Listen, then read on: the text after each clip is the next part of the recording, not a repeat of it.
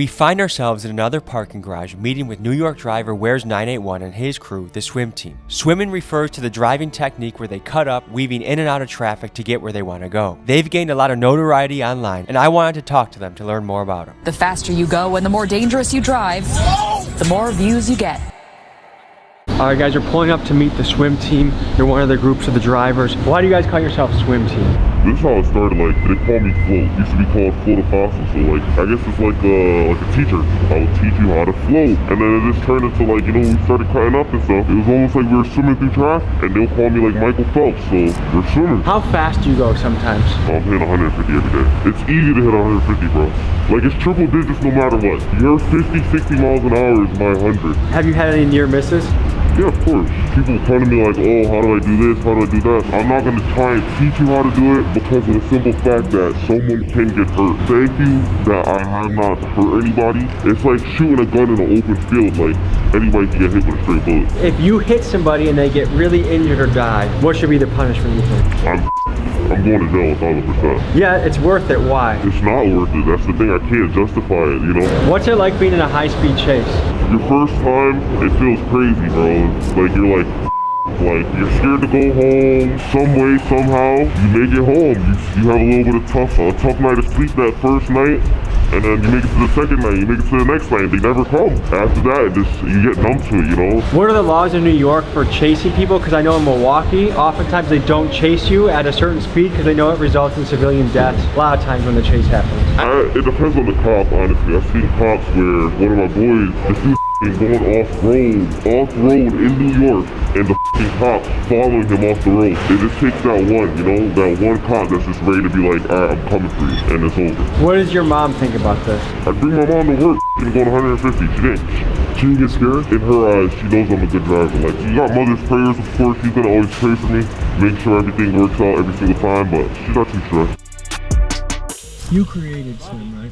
I wouldn't say I created swim, so it started off as a joke between me and someone, right? Floating, swimming, and then we're like, why does that sound kind of nice? So I'm here with... We're FedEx, 3250, Wheres981 Float. And I'm Tommy G, allegedly.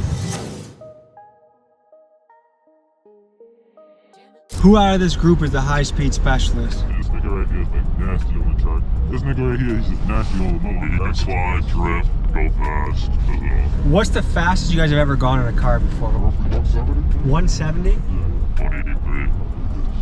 192. That's life or death speed. What makes it worth it for you to put yourself in that position where you could go to the afterlife if you're not careful? Rush, man. You're not gonna rush.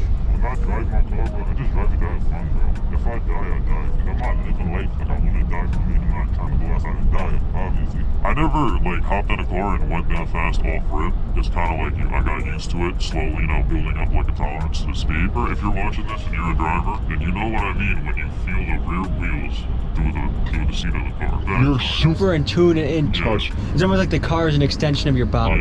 You have senses from the seat, the steering wheel, the audio cues, how loud the engine is, if your tires are squealing. You have so many cues in it, and it's really up to you to take all that sensory input and be able to, like, drive properly. It's like, we're not trying to do this shit forever. Like, we genuinely want to hop on the track, just go crazy. It's just a track right now. It's expensive, and people are shutting the tracks down. Do you guys know anyone that has crashed or died or gotten injured doing this? Crashed for sure, but nobody that's really crashed. No one ever crashed today. If anybody were to seriously get hurt or crash or anything like that, I think it'll end it for everybody. I think we'd all stop. There's a risk of hurting someone that's completely innocent. Someone could be on their way to work. Someone could be going to pick up their kid from soccer practice. Like, how does that factor in your driving and what you think about when you drive? I don't ever force nothing. If I get left, I get stuck. What does that mean when you get left? If I'm following Wheres981 or I'm following Float and they think it's cut I can't take, I'm not taking it. When we swim for each other. We drive for each other. We don't drive for ourselves. I know exactly how each one of them drives and how I drive. So God forbid someone has to hard brake, the cars behind are already braking and looking for openings so we're not rear-ending each other. Have you guys had any near misses? Oh, course. But there's this one time where he took a cut. Right after he took the cut, it was either I fit the cut or I'm gone. It's funny saying this, but we're not criminals. We have real life jobs. We have insurance on our cars. We pay for our cars. Like, people think, oh, it's daddy's money. Like, yo, that should be pissing me off, bro, because I did work hard as for this shit, bro. Do you guys' moms know about this? She knows, and she tells me every day to stop. And I tell her, look, I'm trying. We have a brand swim team, right? We're not trying to cut up breakfast 24/7, bro. Like, we got a 5M service coming up, a Settle Courses service coming up, and honestly, like, we see the community, we see the love you guys are giving us, and we're not gonna take this and just, you know, throw it all away. It's like one of those stories we're trying to create where the bad guy kind of wins. What do you say to the people that are like super pissed when they see what you do? They're like, that's reckless, it's selfish, it's dangerous, people could die. What do you say to those type of folks? Honestly, bro, you're right. I agree with them, bro. I don't even argue with them. I don't argue with them, bro. I don't argue with them either. When people look at accidents and they see like us cutting up and like racing through traffic, doing a whole bunch of dumb stuff, they see it as not precise. Like, they're thinking like we're just out there and we're trying to crash. We're not trying to crash. If anything, I would argue that when we're on the road, we're actually paying attention to the road more than anyone else on the road. Or another thing is drinking and driving. And like, we don't ever be under the influence ever behind the wheel. And I'm proud to say that. Tell me what's going through your head in the police chase. How do you get away? What are you thinking about? Are you trying to go a few streets and take an exit? You got a hideout? Like, how do you evade police in this type of situation? Hold on, don't give out too much sauce.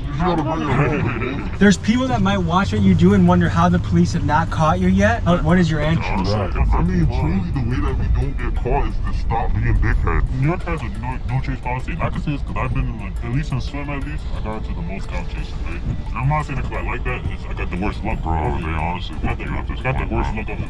How often do you guys get nervous doing this? Oh, I can't see this. So when I started, I used to get super nervous, especially when I used to run. And the reason I started running is not because I don't like cops. It's simply because, like, it got to a point where I couldn't afford the tickets anymore. Because I was getting singled out for no reason. The speed limit is 50, right? So I would be on the Bell Parkway and I'm going 70, 75. I'm doing the same speed everyone else is doing. However, when the state trooper sees everyone else and me, they single me out because I'm in a white Porsche. So then they think I can afford the ticket, but in the beginning I could, but then that shit started stacking up. And if you're gonna say, oh, then just don't speed, I wasn't speeding. I was just keeping up with the flow of traffic, right? And then I just started running one day because I just couldn't afford the tickets anymore. And then it just started from there. I was super nervous at first. You gotta tell lawyer fees too. After the first time, I only got nervous one more time after that. And that was only because I got chased by the hotel. How many people were after you? Oh, about 15 cars? Yeah. Do you guys had to get away from helicopters before? I never had to. Thanks God, honestly, but I feel like I don't have to do in that situation. Oh yeah, I know what to do. Has the news reached out to any of you guys? Oh yeah, of course. Bro, I ain't going front. This is crazy. I'm like 87 News at all. Because they reached out to me about my content and they still posted after I said no. And I don't like that. But yeah, this man was article about us and everything. So news reporters have reached out to you guys. They DM you, They text you. they email you. Famous birthdays hit me up. Okay, so Ali Bauman from CBS New York. Yeah, she did me twice. I was like, you know, feel me? I just never responded. What made you say no to her and yes to me? Honestly, bro, you're not a cop. Yeah, you're not a cop. You're not associated with the law. You don't have an ulterior motive. I genuinely feel like you're not gonna try to paint a bad picture with it. And we've seen your videos, we've seen the work you do, and the type of, honestly, you've interviewed people that do worse stuff than us. Yeah, so it's like, come on now, if you were keeping them safe, there's no reason why you wouldn't keep us safe, bro. To me, it feels really fun to have no journalistic background Yeah. to be beating them at their own game. Yeah, definitely, bro. Honestly, bro, when you're an authentic person, you go far in life. I feel like people in our generation just don't trust the news. They've lied so many times that their credit's gone with us. No, yeah, definitely. Honestly, bro, I've been getting more accurate shit from TikTok. Pull over, take the tracker out the whip. Range Rover Sport, I'm on the Jackie doing tricks. Keep swimming, got the paddles in the ship. Let's meet the swim team and let's hear their specialties. Float, swim team, you already know. What's your specialty? My specialty is floating. All I do is float. That's my name, that's what I do.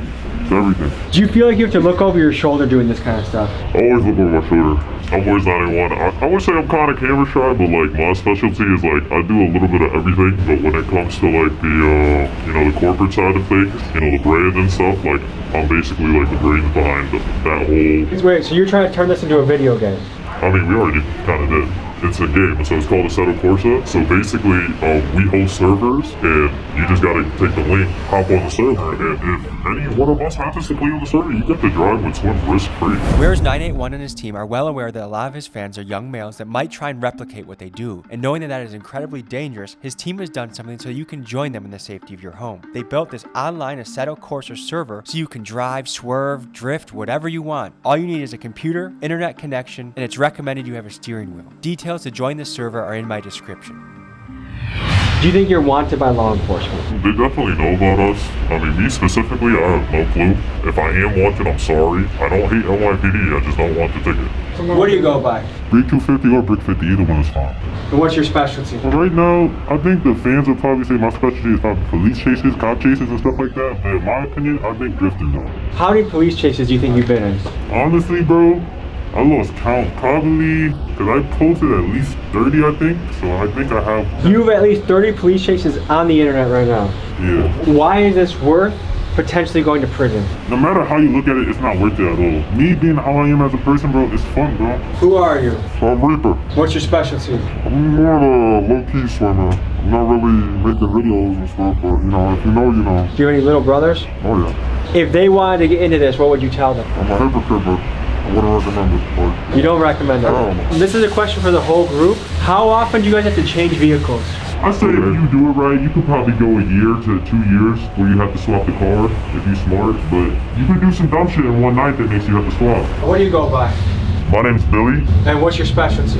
Honestly, the fans kind of know me as Lester, I guess I would say. That's if you get in trouble, you can call me. I'll help you with your situation. So what makes this worth doing? It's not worth doing. I wouldn't recommend doing it if I were you, but I can't make your decision for you. So if you are going to do this against our best wishes, I guess, just think about other people on the road and do whatever you can to bring it home without hurting yourself, hurting anybody else, or damaging any property. Tell me how you think about taking on risks and danger. I think if you're ever going to take on any risks or any danger, whether it's physical risks or financial risks, I think you should write down every single one of the variables that could be a factor in the risk that you're taking, and you should figure out what's the worst case scenario that could go wrong, any other kind of scenarios that could go wrong, and you want to figure out what the best case scenario is, and if that's worth the gamble for you, for the risks that are laid out on the table. But if those risks are worth the reward that you're going for, I think you should go for it. And if at any time you get too scared, the risks are too much for the reward, you don't want to risk it for the biscuit, then stop, because you're not built for it. If you want an extraordinary life, you have to take extraordinary measures and risks and action, but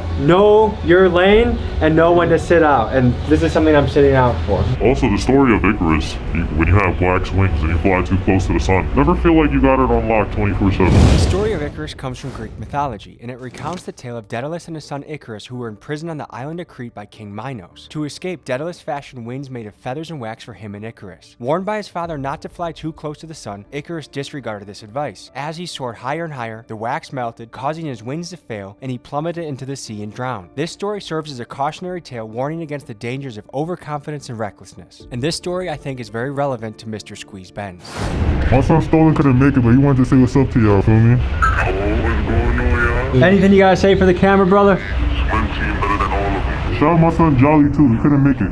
Yeah, so you asked us these questions. What do you think of swimming? So here's the thing, I think danger is good in somebody's life, but when you endanger someone else while you're having your own fun, that's where I'm iffy about it. Yeah. I admire the courage, I admire the bravery, but when other people's lives are at risk, to me it's like it's a hard battle, you know what I mean? Like, if I lost a friend because someone was just having fun on the road, I'd want to kill that guy. I also, as a young man who does dangerous things too, get it. But I highly advise you, don't try it out.